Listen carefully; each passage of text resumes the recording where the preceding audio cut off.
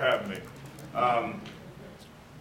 Very excited to be here in the AutoZone Liberty Bowl. The hospitality has been exceptional.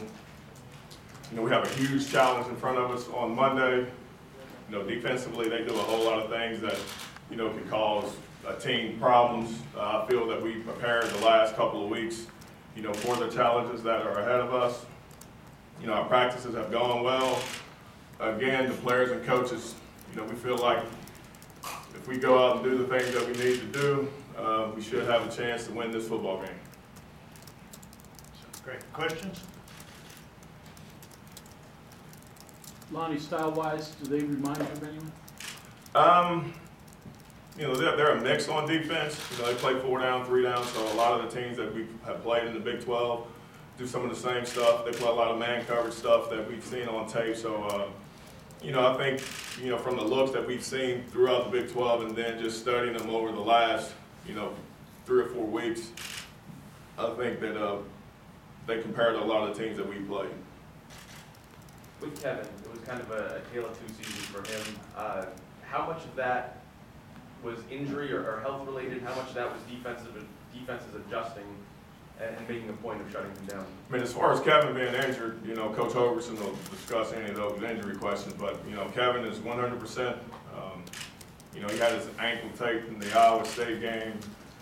A couple of the games he didn't, he went for 7 100-yard games straight, and then a couple, teams tried to play, a couple people over top of them. And, if you're doing those things, if you can recall the Texas Tech game, they played a little bit of it, and that's when Jordan Thompson had the 100-yard game, Mario had a 100-yard game. So, we'll be prepared for whatever they try to do, get a look at it and see what they're trying to, how they're trying to attack us and how we're going to try to attack them.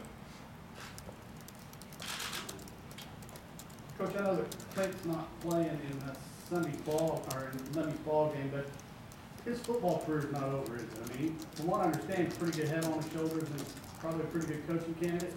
I would say so. With his dad, the background that Coach Trickett has, and Clint's been around football most of his life, so I'm sure that'll be something that that he'll pursue. We wouldn't be where we are now without Clint. Early in the season, doing the things that he did for us, and Kevin and all the offense is very appreciative of the things that he helped us accomplish so far this year. Well, Ron Cook talked about trying to roll in additional offensive linemen as you guys had the last couple games. He wanted to find at least 2 and maybe 3. Do you think you have 2 or 3? I think so.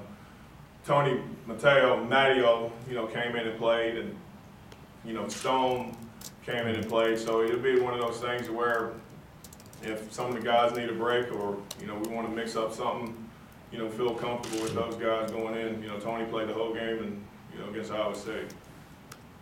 Lonnie, with rapport between quarterback and receivers in this offense being so important, how much progress do you think you've made since the last game, and is there a percentage or between where it is now and where it could be? With Skylar, I mean, that's the thing with, from last year was, we played a lot of quarterbacks. This year Clint solidified himself as a starter.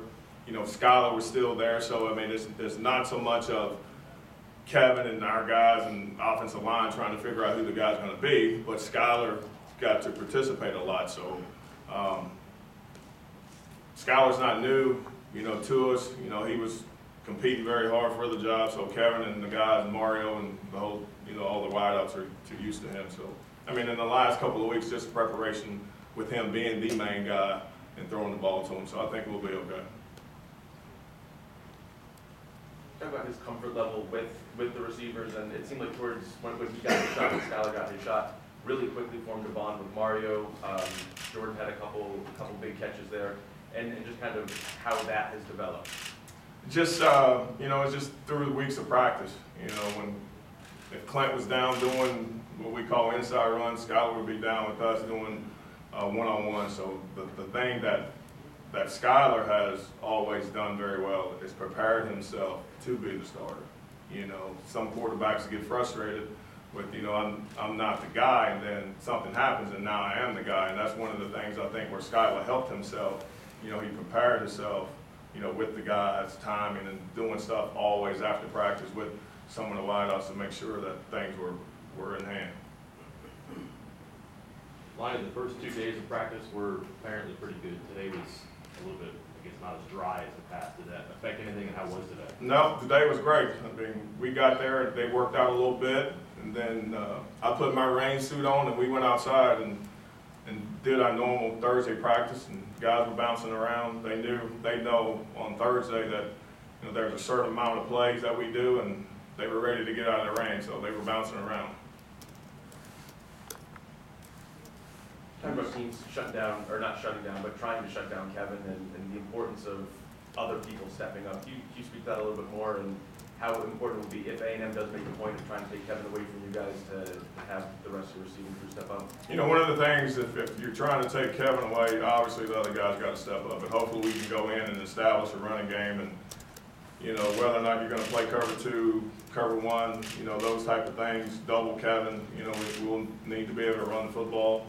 Obviously, you know, Mario, DeKill, Jordan, you know, they'll need to be able to, you know, come up with some big plays. And I mean, it's happened to us a couple times. So, you know, Kevin is very excited and he's up to the challenge. And, you know, if they want to double him, then, you know, still got to figure out ways how to get him the football. Any other questions?